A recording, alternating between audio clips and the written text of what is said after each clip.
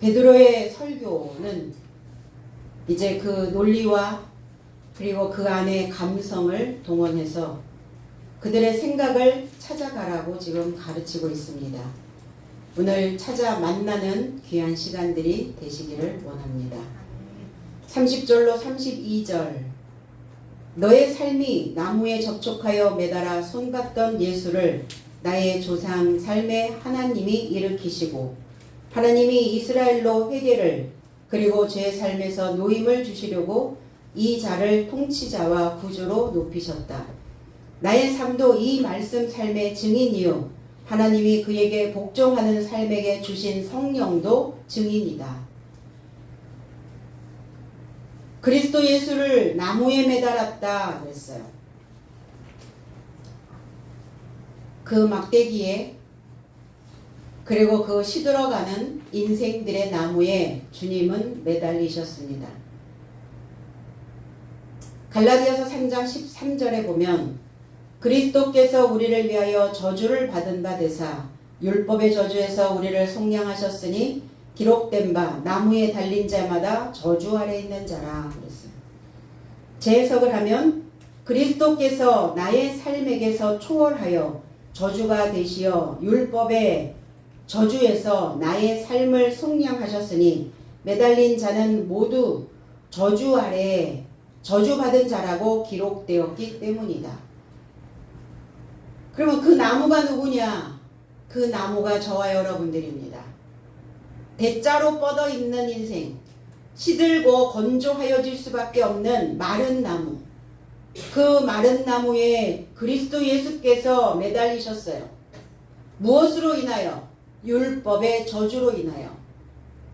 그럼 율법이 왜 저주인가? 율법은 내 삶에 들어오면 나를 죽이거든요. 우리가 법 아래 있다는 거, 법을 지킨다는 거, 그 규칙과 규율을 가지고 간다는 거, 내 생각은 없어야 그 규칙 안에 들어갈 수 있기 때문이에요. 그러니까 규칙 안에 들어가려니 불편하죠. 그 불편감을 감수할 수 있을 때 우리는 그 법의 옷을, 율법의 옷을 입게 된다는 거예요. 그럼 율법의 옷을 입은 자는 죽게 되어져 있으니까 그 저주 아래 있다라고 이렇게 표현을 하고 있는 겁니다. 그런데 주님은 그리스도께서 나의 삶에서 초월하여 그래서 초월. 나의 삶에서 초월되어졌다는 것은 내 본성적 그 본바탕에 머물러 계시는 게 아니라 그 생각을 나의 본성적 생각들을 초월한 그 말은 시들어 있는 건조하여 있는 죽어가고 있는 그 죽은 고목나무의 삶을 초월하여 넘어가셨다는 거예요.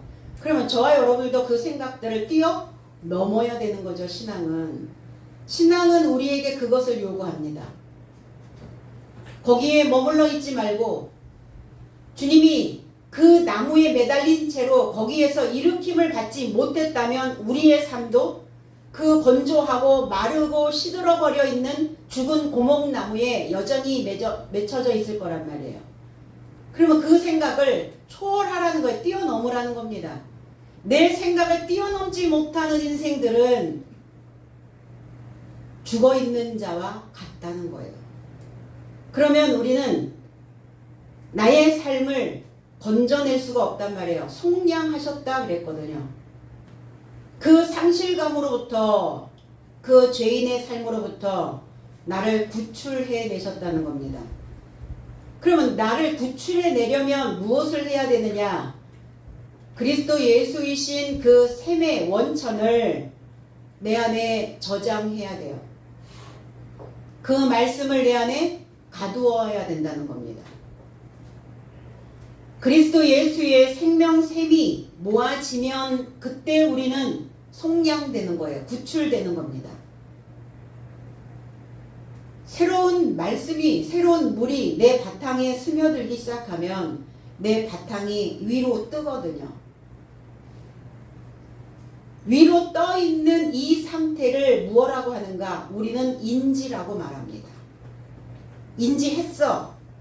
인지는 뭐냐? 알미라고 말합니다. 알았어. 또 올라왔으니까 보여진 거예요. 그러면 안다는 것은 뭐냐? 인지한다는 것은 뭐냐? 그냥 받아들인다는 게 아니에요. 그런데 사람들은 내가 인지했다라고 얘기하고 안다라고 이야기하면서 받아들이고 수용만 해요. 이건 수용의 차원이 아니라 창작적 차원이어야 된다는 겁니다. 알았어요. 알아들었어요. 깨달았어요. 했다면 창작이어야 돼요. 새로운 것들이 만들어내져야 된다는 겁니다. 그러면 새로운 것이 만들어지지 않고 있다면 인지는 생성되어졌는데 여전히 죽은 나무에서 잠자고 있다는 거예요. 여전히 저주받은 그 나무에, 말라버린 그 나무에, 시들어버릴 수밖에 없는 그 나무에 여전히 나는 매달려 있는 겁니다. 알고는 있죠. 인지는 됐다고 얘기합니다. 내가 이 죽은 나무에서 여전히 매달려 있으면 안 된다는 것을 인지는 해요. 그런데 창조가 안 되면, 창조가 되어지려면 그럼 어떤 방법이 있을까? 새로운 이미지로 조각해내야 됩니다. 죽은 나무에 새로운 생명을 불어넣으려면 죽은 나무 그 자체가 아니라 죽은 나무를 조각해내야 돼요. 목수들은 그 나무, 죽은 나무에 생명을 불어넣습니다. 조각을 해요. 형상을 만듭니다. 때로는 집을 짓습니다. 그 집에 온기를, 그 집에 무엇인가 에너지를 끌어다가 가둡니다. 거기에 저장을 하게 되죠. 그러면 죽은 나무는 살게 되어지는 거죠. 그러면 저와 여러분들이 죽은 나무라면 이제 하나님의 말씀으로 새로운 것을 조각해내야, 그래야 그 안다는 것, 인지하고 있다라는 그것이 우리에게 다시 새로운 삶을 부여해 줄 수 있습니다. 창작의 삶이 없다면, 새로운 것을 쓰지 못하고 있다면 로마의 신 야누스가 되어진다는 거예요. 야누스적이다, 이런 표현들을 하죠. 야누스의 신은 시작과 끝을 주재하는 신이에요. 문의 수호신이기도 합니다. 그래서 앞문과 뒷문을 향하여 두 개의 얼굴을 가진 모습으로 있어요. 그러니까 서로 반대편을 향하고 있으니까 다른 쪽의 얼굴을 인식하지 못하고 다른 쪽의 얼굴을 창조해내지 못하는 거예요. 나의 다른 면, 나의 다른 얼굴, 그 얼굴은 지금 어떤 얼굴이 되어져 있는지 분별할 수 없게 되어진다는 겁니다. 이게 야누스적이거든요. 그러니까 오늘 이 야누스적인 두 얼굴의 반대편을 향하고 있는 그 얼굴이라 할지라도 오늘 이 말씀이 여러분들의 생각들을 비춰주면 그 말씀에 비춰져서 반대편을 향하고 있는 그 두 개의 얼굴이 무엇인지를 자세히 보고 그리고 내 상태를 분석해내서 우리의 인지 기능을 효과적으로 수행할 수 있어져야 된다는 겁니다. 그렇게 되어지지 못하면 우리 안에, 내 안에 전체의 인격이 일그러져 버린다는 거예요. 그럼 일그러져 버려져 있는 그 상태를 우리는 영적 질병이다, 이렇게 표현합니다. 영적 병, 정신적인 병, 마음의 병. 그 질병에 시달리게 되는 거죠. 그렇게 되어져 있다면 어떤 상황이 벌어지는가? 우리를 속량해내지 못해요. 아니 2000년 전에 그리스도 예수가 오셔서 우리를 속량하시려고 피를 흘리셨죠. 그 죽은 나무에 매달리셔서 새로운 영을, 새로운 생기를, 살아있는 영을 불어넣어 주셨단 말이에요.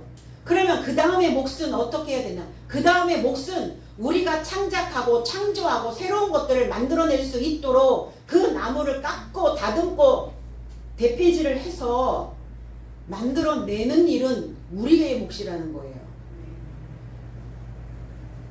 그래야 그 잃어버렸던, 말라버려 있는, 건조해져 있는, 죽어있는 상실로부터 우리의 삶을 구출해낼 수 있게 되어진다는 겁니다.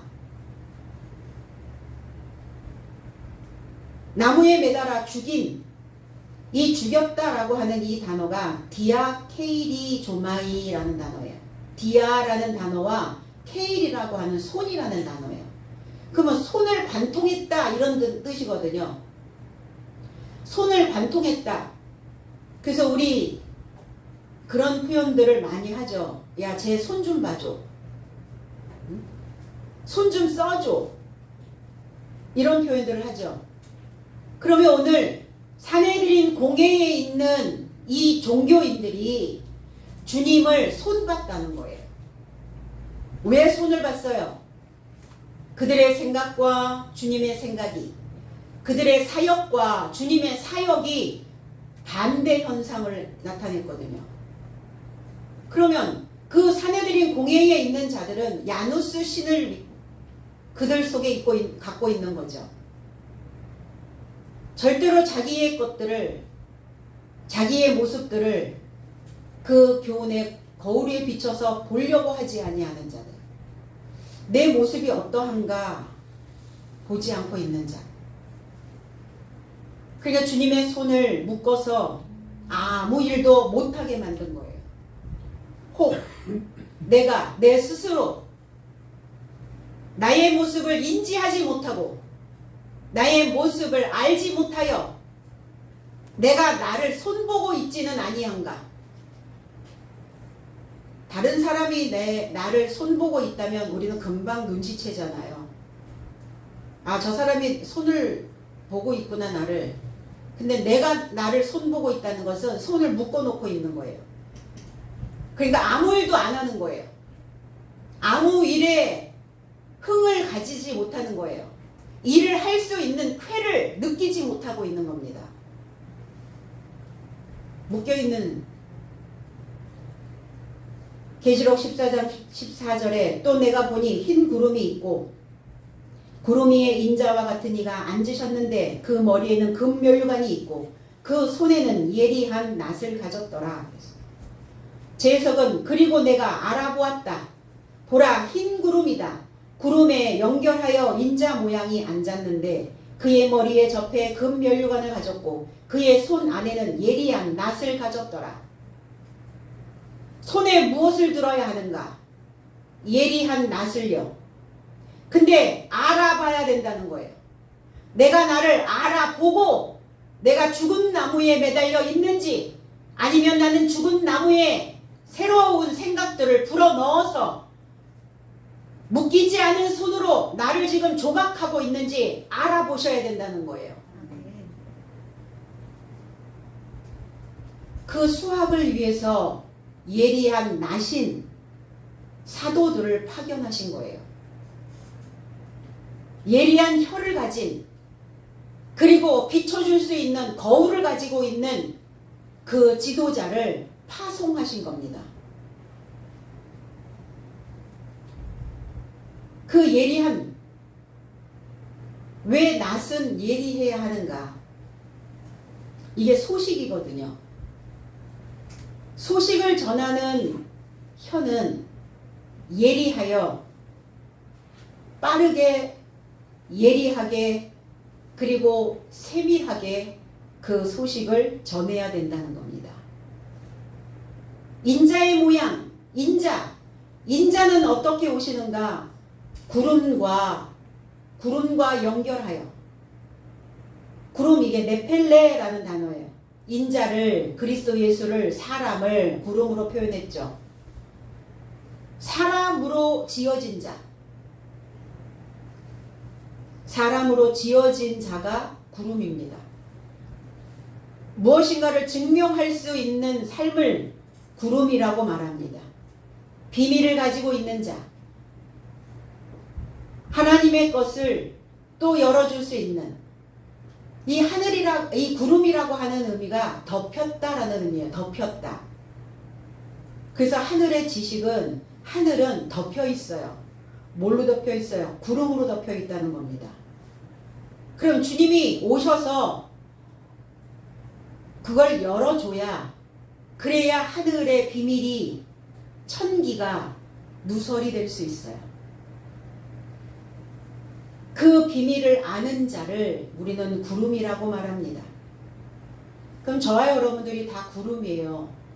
저와 여러분들이 이 구름과 여러분들의 구름과 성도의 구름과 연결하여 접촉하여 계신다는 거예요.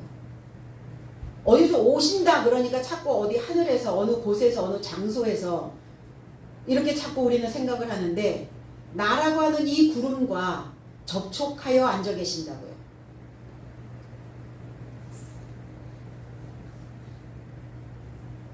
주님을 이렇게 인자의 모양으로 구름을 인자의 모양으로 표현한 것은 변화무쌍하기 때문이에요.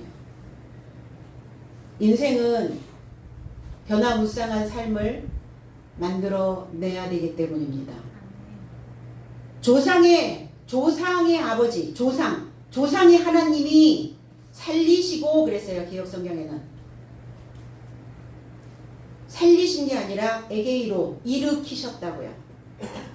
주저앉아 있었던 삶에서 하나님의 손에서 떨어져 있는 삶에서 의식이 없는 삶에서 창작해내지 못하고 있는 죽은 나무에서 우리를 일어나게 하셨다는 거예요.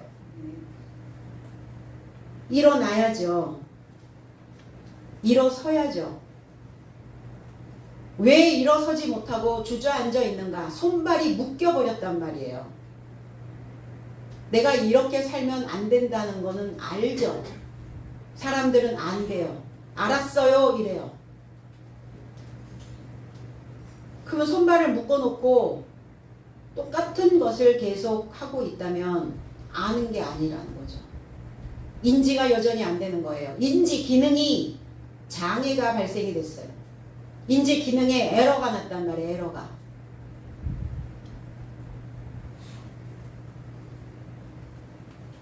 이스라엘 하나님 전능자로 올바르게 갈 수 있도록 만들어 주시는, 그래서 이스라엘도 회개케 하사 그랬어요. 하나님의 백성 전능자로 올바르게 가야 되는 야곱의 두 번째 이름이기도 하죠. 탈바꿈 되어진 이름.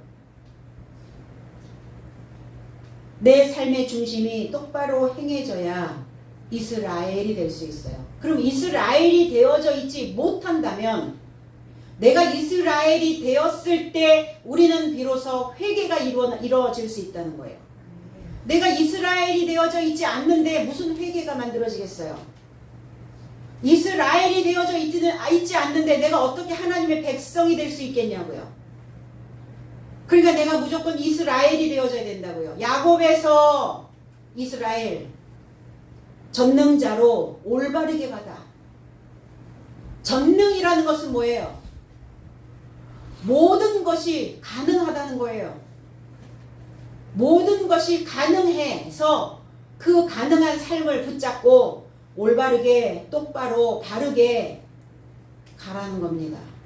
이렇게 가는 인생을 이스라엘이라고 말씀하고 계시는 거예요. 똑바로 행하려면, 올바르게 가려면, 이스라엘이 되어지려면 기준이 있어야 되죠. 그래서 좌우로 치우치지 않는 기준이 필요합니다. 그 기준이 어디에 있어요? 율법에 있잖아요. 율법. 하나님의 법 안에 있다는 거예요. 어제의 실수를 반복하지 않아야 우리는 올곧게 갈 수 있습니다.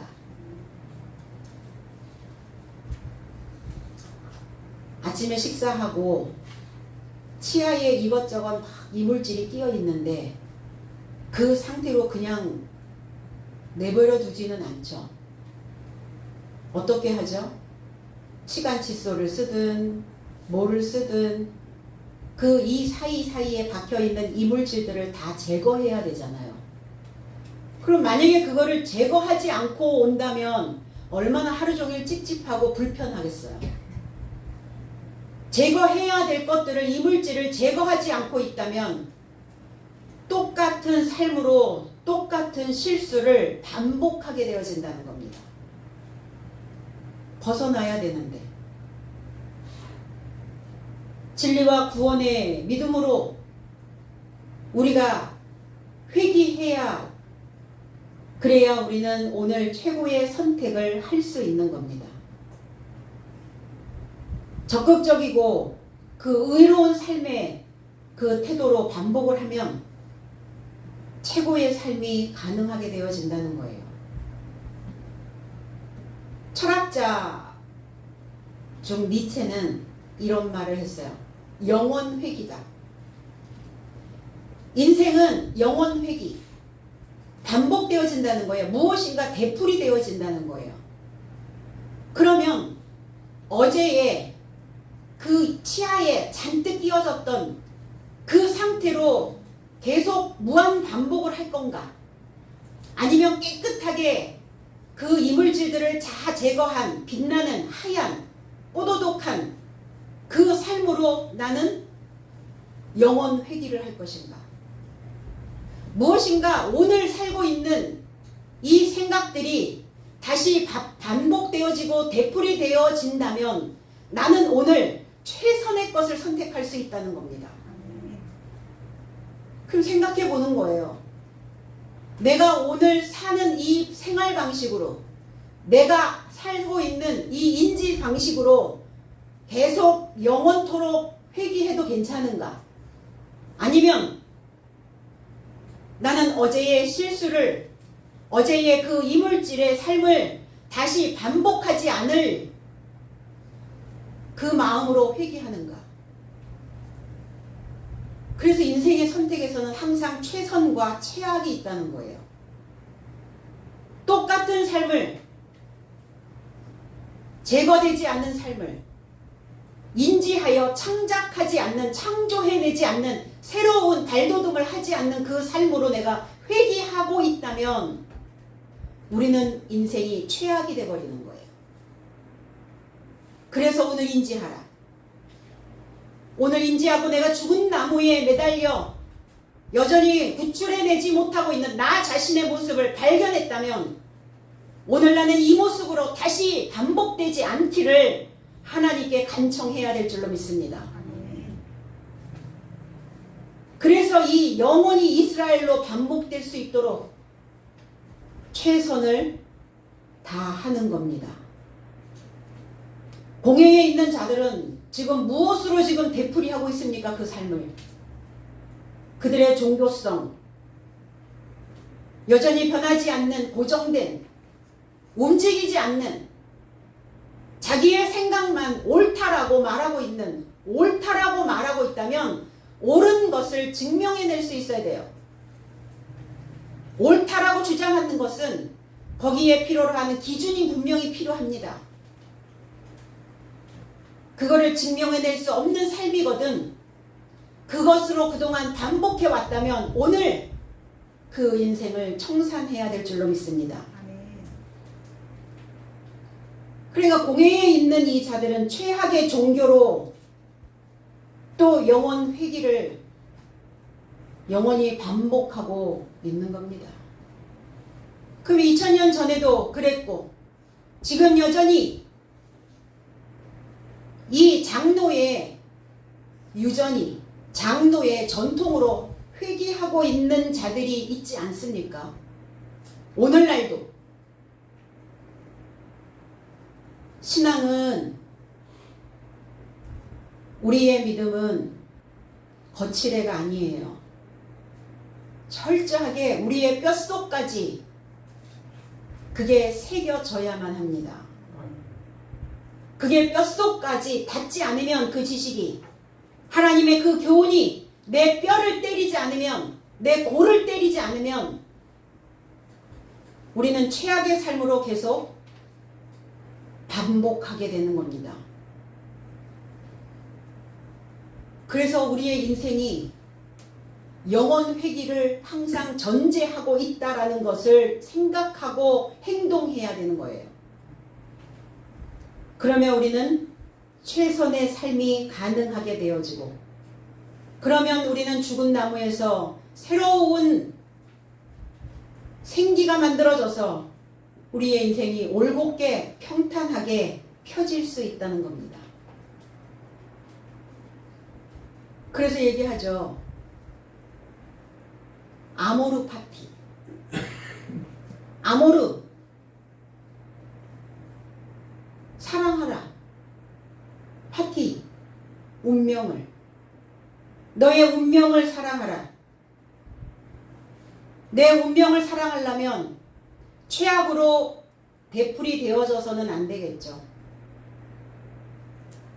내가 하나님의 것으로 이스라엘의 삶으로 내가 다시 반복되어진다면 운명은 그렇게 창조되어질 수 있다는 겁니다. 이게 아모르 파티예요. 그 운명을 창조해내므로 사랑할 수 있는 이스라엘이 되어진 그 인생만이 회개에 들어갑니다. 회개는 반성이 아니에요. 돌이켜서 깨닫는 수준이 아니라 메타노이아, 메타라고 하는 단어, 연합이라는 단어와 노이에오라고 하는 단어, 인지하다, 마음에 두다, 심사숙고하다. 이 단어는 누스라는 단어와 만나는데 사고하다, 감각하다, 그리고 지능이라는 단어를 만들어냅니다.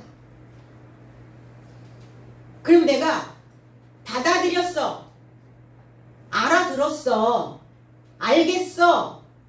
예, 그 인지 차원이 아니라 창조된 그리스도 예수의 지능과 연합된 것, 새롭게 만들어낼 수 있는 그 삶과 그 사고와 그 감각과 그 마음과 연합되어진 것, 이것을 회개라고 말합니다. 그러면 진정한 회개가 되어졌느냐예요. 회개하라, 반성하라가 아니에요. 후회하라가 아닙니다. 사고와 지능과 감각과 인지가 완전히 과거의 것으로 계속 쳇바퀴 돌고 회귀하고 있었던 그 삶에서, 그 쳇바퀴 삶에서 벗어나는 거예요. 튀어나오는 겁니다.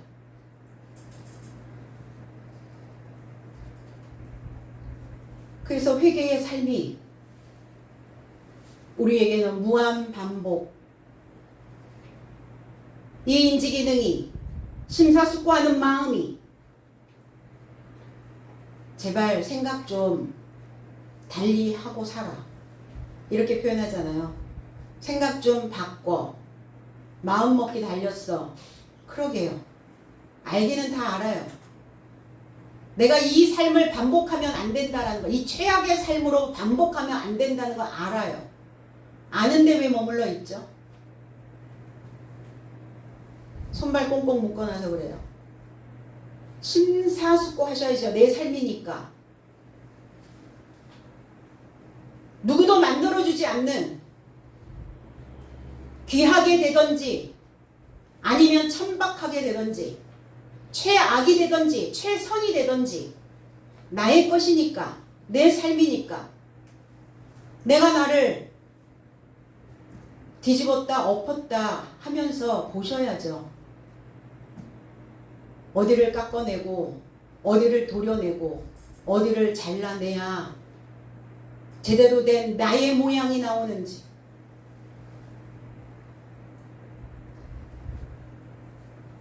그래야 전혀 다른 삶으로 반전시킬 수 있어요. 신앙생활, 교회생활, 믿음생활, 무엇 때문에 하는가? 반전이에요. 전혀 다른 삶으로 반전하지 않으면, 전혀 다른 세계로 나를 갖다 놓지 않으면 신앙생활에 의미는 없습니다. 오히려 신앙생활을 안 하는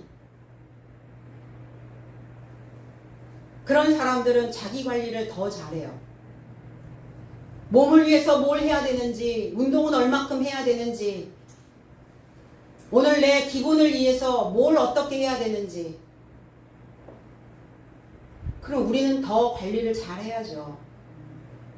말씀이 내 안에 있고 하나님이 내 안에 살아계시고 하나님이 내 안에 살아계신다면 그렇게 최악의 삶으로 반복할 리가 없어요.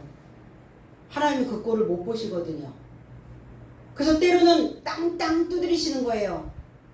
머리 띵 하도록 뒤통수 치시고, 때로는 회립바람도 주시고 강풍도 불게 하시고, 그런데 거기에 전혀 저항을 느끼지 않으니까 문제예요. 이 사고가, 감각이 다 기능을 잃어버리니까 문제가 되는 거예요.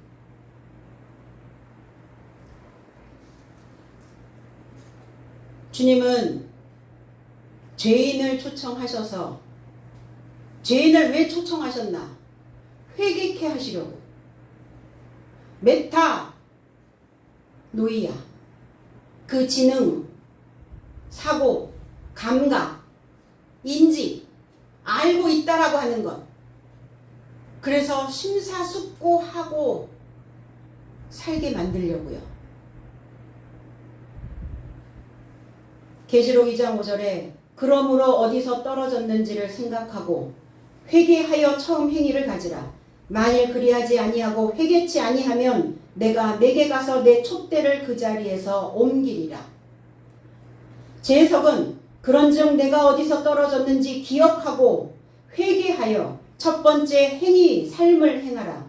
그렇지 않으면 내가 너에게 속히 와서 회개하지 않으면 너의 촛대를 그녀의 자리에서 움직일 것이다. 처음의 행위, 처음의 행위가 뭡니까?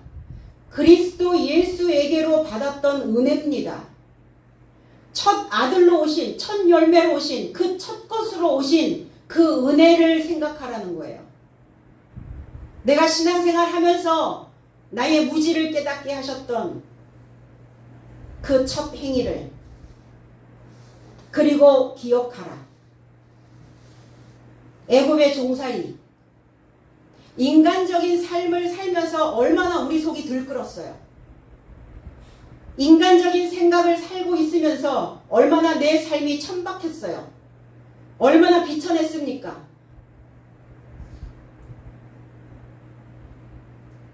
볼 수도 없었죠.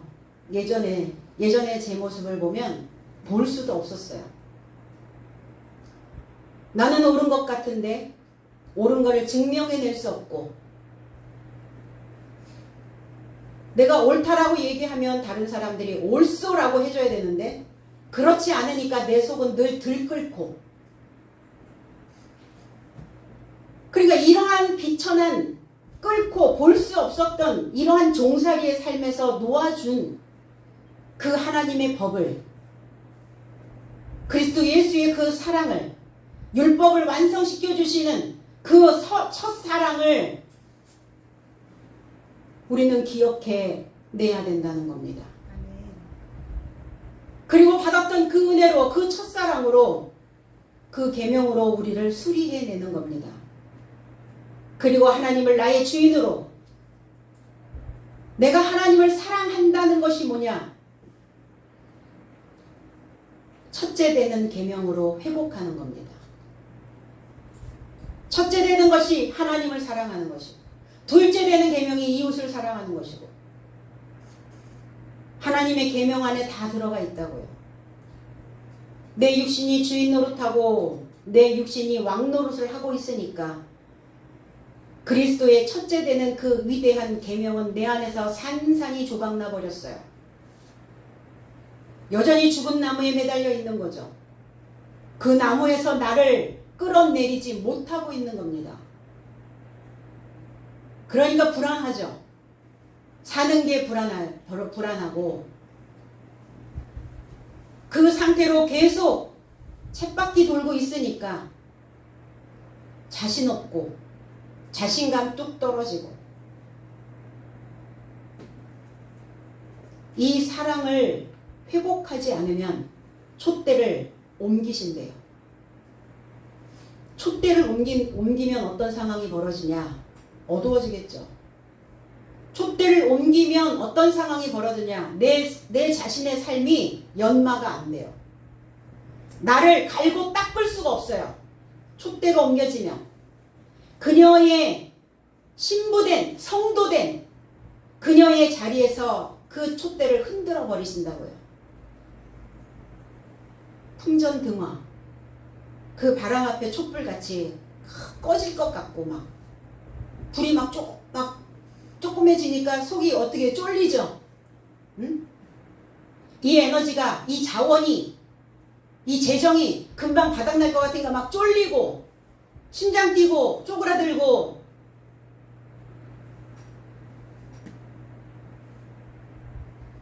그러면 적극적으로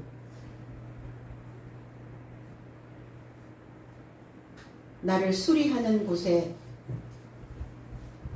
맡겨야 합니다. 오늘 이 하나님의 말씀이 저와 여러분들 삶 속으로 스며들어서 금방 꺼질 것 같은 흔들리고 있는 이 불길을 다시 잡아야 될 줄로 믿습니다. 그러면 촛대가 뭐냐? 촛대가 연마를 하는 건데 그럼 뭘로 연마할 거냐? 진리의 지식입니다. 참 지식이에요. 망치를 들고 정을 들고 조각칼을 들고 나를 조각해내는, 정을 들고 나를 땅땅땅 쪼아내는 지식이에요. 배우고 연마하고 있는 자들의 모습입니다. 이 촛대가. 그럼 이 촛대를 흔들어 버리지. 촛대는 옮겨 다니죠. 항상. 여러분들이 하나님의 지식으로 꽉 채워지면 여러분들은 옮겨 다니면서 빛을 발하게 될 겁니다. 많은 사람들에게 비춰줄 거예요. 저와 여러분들이 촛대입니다. 우리 자신이 등불이에요. 그 촛대를 흔들면 꺼져버려요. 그래서 앞이 캄캄한 거예요. 살 길이 막막한 거예요. 내 미래가 어떻게 될지 불투명한 겁니다. 불이 흔들리니까, 꺼질 것 같으니까. 그러면 생각 뒀다가 이때 써야죠. 마음은 이때 먹어야죠. 내가 다시 이런 삶이 경험되지 않도록 눈에 불을 켜고 교육받으셔야 해요. 그래서 여러분들이 옮겨 다니잖아요. 지금 2층에서 공부하시고 3층으로 또 옮겨서 또 공부하시고 또 다시 나와서 또 교실로 나와서 또 공부하시고, 이게 이 빛들은 이렇게 옮겨 다니면서 빛을 발산해야 된다는 겁니다. 그 죄로부터, 죄가 뭐냐? 잘 못하는 거예요. 그러면 잘못을 반복하면 안 되잖아요. 잘못했습니다. 계속 생각하면서 똑같이 또 되풀이하면 안 되잖아요. 잘못을. 잘 해야죠. 빗나가 있는 겁니다. 왜 빗나갔는가? 화살이 날아가다가 빗나갔어. 왜 빗나갔을 것 같아요? 바람이 불어서? 그 이유도 있죠.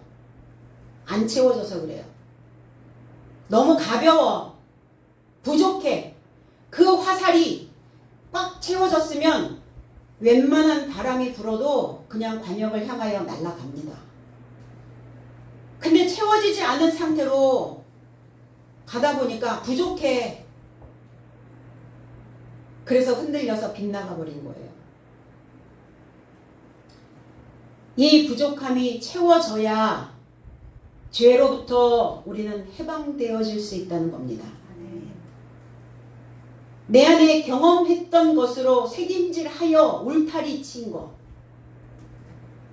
내가 최악의 삶으로 경험되어졌던 것을, 그거를 계속 또 곱씹어 먹어. 그걸로 또 내 삶을 울타리를 쳐. 이게 히브리어에서 하타라고 하는 죄라는 단어예요. 그런 최악이죠. 또 최악. 또 굴 파고 들어가는 거죠. 땅굴 파고. 로마서 8장 2절에 이는 그리스도 예수 안에 있는 생명의 성령의 법이 죄와 사망의 법에서 너를 해방하였음이니라. 제 해석은 왜냐하면 그리스도 예수 안에 있는 생명의 영의 법이 죄와 사망의 법에서 나를 해방하였다 그랬어요. 살아있는 하나님의 해석된 말씀이어야, 그래야 죄와 사망에서 우리는 놓여질 수 있다는 거예요. 죄와 사망이 내 손을 묶고 발을 묶고 온몸을 칭칭 감는 덩굴에 그냥 먹혀버려 있는 거예요. 무슨 생각이 내 생각을 칭칭 감고 있는가? 어떤 덩굴이. 그래서 산떡을, 살아있는 떡을, 나를 움직이게 하는 그 교훈을 내가 배우지 않으면 늘 이렇게 잘 못해요. 늘 부족하니까 빗나가게 된다는 겁니다. 죄 사함? 사함이 아니라 아페시스, 그 죄로부터 떼어 보내다. 아피미, 떼어 놓다, 분리시키는 거예요. 죄로부터 분리. 그러면 죄로부터 분리되어지려면 옳은 생각을 해야 돼요. 옳은 생각. 옳은 편으로 높이셨다 그랬어요. 옳은 손이 아니라 옳은 편으로. 옳은 편이 무엇인지. 부모가, 스승이 나에게 주는 교훈이 옳은 것이죠.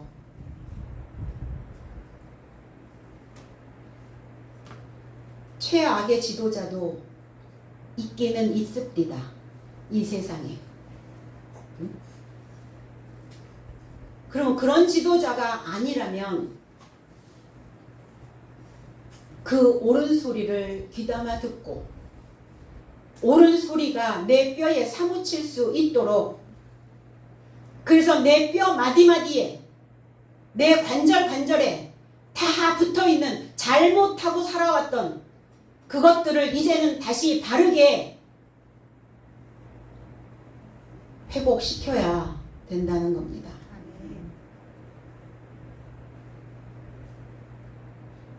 그래서 그 바른, 옳은 그 임금과 구주로 높이셨다. 임금, 통치자죠.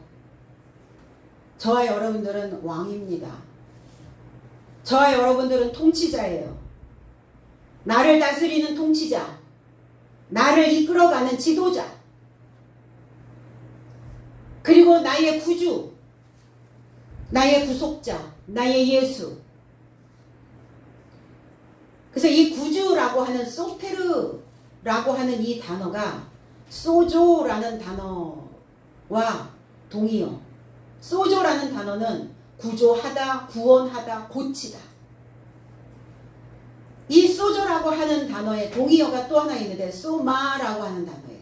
몸, 신체 이렇게 나와 있어요. 그럼 이 살덩어리 몸? 이 살덩어리 몸이 문제입니까? 이게 겉에 드러난 이 사람의 문제예요? 내 안에, 내 내면에 있는 사람의 문제죠. 내 내면의 문제. 내 속에 만들어진 최악으로 반복하고 있는 그 형체. 이게 구원받아야 된다고요. 잘못된 생각으로 길들여져서 잘못된 인지, 잘못된 삶을 살고 있는 그 형체. 그 형체의 구원이에요. 내 내면에 있는 사람. 무엇으로 구원인가? 믿어야 해요.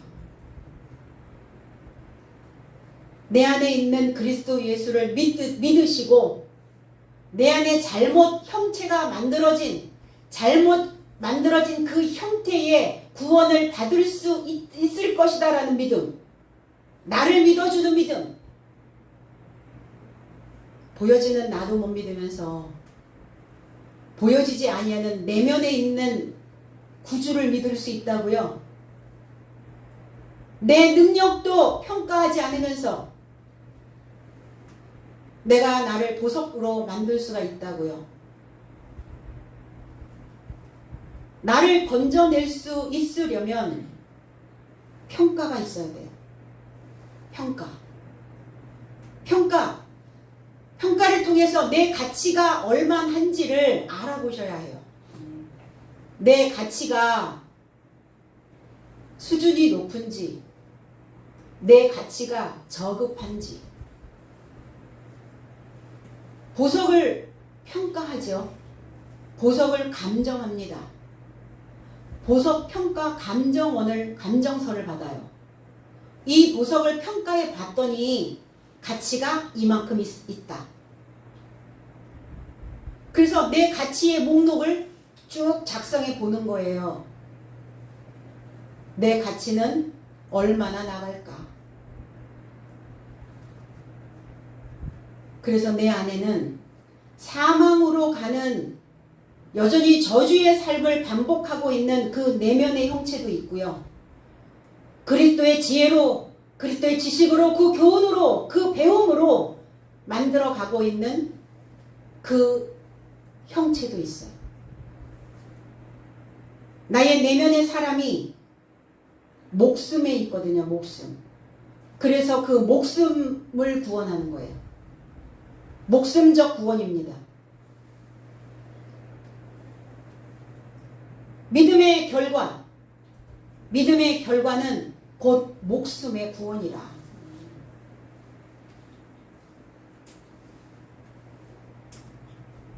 그래서 뼈 아픈 소리를 이 교훈을 통해서 내 정신이 온전케 되면 받아들이잖아요. 그러면 형체가 바뀌어요. 내 속에, 내면의 안에 그 형체가 바뀌어요. 바뀐 것, 그것이 구원입니다. 그래서 몸에, 속의 몸에, 내면 안에 그 몸을 구원하는 거예요. 계시록 7장 10절에 큰 소리로 외쳐 가로되 구원하심이 보좌에 앉으신 우리 하나님과 어린 양에게 있도다 하니 그랬어요. 제 해석은 그리고 큰 음성으로 외쳐 말하되 구원은 보좌에 접하여 앉으신 내 삶의 하나님과 희생양 안에 있도다. 내 믿음이 주님이 앉으실 그 보좌가 의자가 되어져서 꽉 채워진다면 주님과 연결되어져서 내 삶의 희생양으로 인한 구원입니다. 뭐와 연결이에요? 보좌와 연결인데 말씀 위에 앉아야죠. 말씀이 보좌입니다. 이 말씀이 내 안에 꽉 들어차면 나는 보좌가 되는 거예요. 난 하나님의 의자가 되는 겁니다. 하나님이 내 의자에 꽉 채워진 이 지식에 앉는 거예요. 주님은. 그럼 연결이죠. 그래서 성경의 장절마다 장과 절이 이해되어져야 되고 깨달아져야 되고 알아져야 되고 인지되어져야 되고 그것을 통해서 다시 내 삶을 창조해내야 되고 이것이 바로 하나님의 보좌가 된 자의 모습이고 이 삶으로 인하여 그 희생양의 삶이 내 삶과 접촉하여 나는 건짐을 받게 되는 겁니다. 우리는 이 말씀의 증인이다. 베드로 사도는 32절에 그렇게 말씀합니다. 내가 이 말씀의 증인이다. 이 말씀이 내 안에 기록되어져 있고 나는 이 말씀이 내 안에 인증되어져 있고 이 말씀으로 나는 확증받은 삶이다. 계시록 1장 2절에 요한은 하나님의 말씀과 예수 그리스도의 증거 곧 자기의 본 것을 다 증거하였느니라. 제 해석은 요한은 하나님의 말씀과 그가 알아보았던 그리스도 예수의 증명을 증거하였다. 증명된 것을 증거하는 거예요. 그럼 뭘로 증거할 거예요? 말씀 66권이 내 안에서 나를 그 불빛으로 등으로 비치고 있다라고 하는 것을 내 삶으로 인지되어졌다는 것을 나는 다시 만들어지고 있다는 것을 난 새로운 삶으로 창조되어졌다는 것을 증명한 것을 증거하는 겁니다. 허투루 사는 게 아니에요. 신앙인들은 그리스도인들은 내가 그 삶을 오늘도 선택해서 그것이 반복되어진다면 나는 지금 어떤 것을 선택할 것인가에 대하여 고심하셔야죠. 생각 하나도, 행동 하나도, 말투 하나도, 눈빛 하나도. 창세기서부터 계시록까지 알아보았던 내 안에 씨 뿌려진 그리스도 예수의 참 진리로 증명된 그 증거를 가르치고 있는 겁니다. 증명, 마르티리아, 증거, 마르티리레오, 증인, 마르티스. 단어가 다 달라요. 다 증인, 증거 이러는데 증명이라는 단어 다 있다는 거예요. 그리고 그 말씀에 순종하는 자, 귀를 기울이는 자, 이 말씀에 동의하는 자, 복종하고 있는 자, 하나님의 혈통이라는 것을 증명하며 증거하는 자, 이게 복종의 의미입니다. 말씀에 동의하는 자가 거룩한 영이라는 거예요. 이 성령인 참 말을 소유한 그 또한 증인이다. 이 말씀을 여러분들이 동의하고 이 말씀을 여러분들의 마음에 새기고 내가 이제 무엇인가를 다시 출발해 봐야 되겠다라고 마음먹고 있다면 여러분 안에 하나님의 거룩한 영을 소유하게 되는 겁니다. 그 생각이. 그래서 그 증인들은 7날에 들어간 7영이 신실한 증인들의 삶이죠.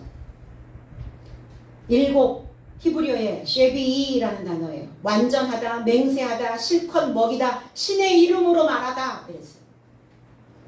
이사야 65장 16절로 17절에 이러므로 땅에서 자기를 위하여 복을 구하는 자는 진리의 하나님을 향하여 복을 구할 것이요 땅에서 맹세하는 자는 진리의 하나님으로 맹세하리니 이는 이전 환란이 잊어졌고 내 눈앞에 숨겨졌음이니라. 보라 내가 새하늘과 새 땅을 창조하나니 이전 것은 기억되거나 마음에 생각나지 아니할 것이라 그랬어요. 땅에서 나를 위하여 복을 구하는 자, 땅은 확고하다라는 의미를 가지고 있어요.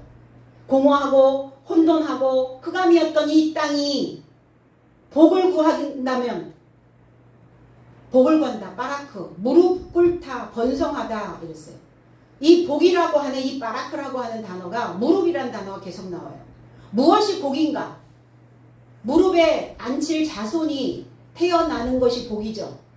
그럼 내 안에서 예수 그리스도를 탄생시키는 예수 그리스도를 만들어내는 그래서 그 무릎에 앉힐 수 있는 거기서 씨를 받아낼 수 있는 이 삶이 복이라는 거예요. 그것을 너희들이 그 복을 구한다면 그 복을 구하는 자는 진리의 하나님을 향하여 복을 구하라고요.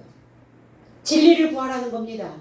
내 삶이 다시 태어날 수 있도록 내 인생이 나라고 하는 이 사람이 오늘 다시 출생되어져서 내 무릎에 그 무릎에 앉힐 수 있는 삶이 되도록 그 복을 구하시는 우리가 되라고 말씀하고 계십니다. 땅에서 맹세하는 자는 진리의 하나님으로 맹세하라. 진리의 하나님 아멘 할 수 있는 것, 확실한 증거를 가지고 있는 것, 그렇게 되어질 것이고 나는 그렇게 양육되어져야 되고 이렇게 훈련하고 있는 자만이 우리는 진리에 세워질 수 있어요. 훈련 없이 무슨 진리가 만들어집니까? 신앙생활 그냥 겉핥기식으로 한다고 진리가 되어집니까? 이게 아멘이거든요. 이게 아멘. 진실로 진실로. 아멘 아멘. 이 삶은 이전 것이 이전의 환란이 잊어졌고 이전이 아니라 첫 번째의 환란. 첫째 환란이 뭡니까? 애굽에서 종살이했던 삶이잖아요. 창세기를 훑어보면 어떤 상황이 벌어집니까? 에덴에서부터 쫓겨난 그 사건서부터 다 그게 사건들이에요. 첫 사건. 쫓겨나는 사건을 다시 울며 불며 쫓겨나는 그 환란이 잊어버려질 것이다. 다시 너의 삶에 그런 환란이 그런 비탄한 삶이 그렇게 비좁은 삶이 이 환란이 뭡니까? 속이 좁아 터져지는 거예요. 속이. 생각이 하나도 안 나는 거예요. 뭔가 다 차단되는 거예요. 사방이 차단되는 이게 환란이에요. 다시는 네 속을 그렇게 비좁게 만들지 않을 것이다. 그것이 다 부서졌다, 숨겨졌다. 그럴 때 비로소 새하늘과 새 땅, 새하늘 새로워지다. 새로운 거, 중수되어지는 거. 그리고 너의 삶을 높일 것이고 그리고 그 땅은 다시 그 첫 번째 쫓겨났던 그 삶에 홍수 사건에 다 떠내려갔던 이런 애굽에서 종살이했던 이런 비천한 삶이 다시 너의 삶을 표시하지 않을 것이다. 그래서 그 생각이 내 삶 속에서 다시 솟아나지 않도록, 튀어오르지 않도록, 결코 튀어오르지 않도록 어떤 생각이 솟아나죠. 과거에 살았던 그 삶이 솟아올라요. 다시 그렇게 하지 아니하시겠다고. 그래서 하나님께 복종하고 하나님의 말씀으로 설득되고, 그래서 하나님과 회개가 되어진 새하늘과 새 땅의 소유자로 저와 여러분들은 다 통치권을 받을 수 있는 임금이고, 저와 여러분들의 삶을 구주로, 구원자로 예수를 받아들였을 때 우리는 모두가 다 주님의 그 방법의 길 안에 있게 될 줄로 믿습니다. 그래서 우리 모두가 다 왕으로, 주인으로 그 삶을 살아내시기를 나사렛 예수 그리스도 이름 안에서 축복드립니다. 기도하겠습니다. 아버지 고맙습니다. 오늘 우리를 향하시는 하나님의 그 신묘막측한 하나님의 그 뜻이 무엇인지를 다시 한번 깨닫게 됩니다. 하나님, 우리가 다시 그 잘못된 삶으로 반복되지 아니하도록 오늘 최선의 것을 선택할 수 있는 그 지각을 허락하여 주시고, 그 기능을 다시 회복시켜 주셔서 하나님의 형상으로, 하나님의 모양으로 만들어질 수 있는 우리 모두가 되기를 원합니다. 이제 하나님을 소망하는 우리가 되게 하여 주시옵시고, 오늘 하나님의 교훈이 나를 비추며 내가 무엇을 다시 새롭게 만들어야 되는지를 다시 한번 깨달아 알 수 있는 창조된 다시 인생이 되어질 수 있도록 주님께서 역사하여 주시옵소서. 감사드리며 예수 그리스도의 이름으로 기도하옵나이다. 아멘.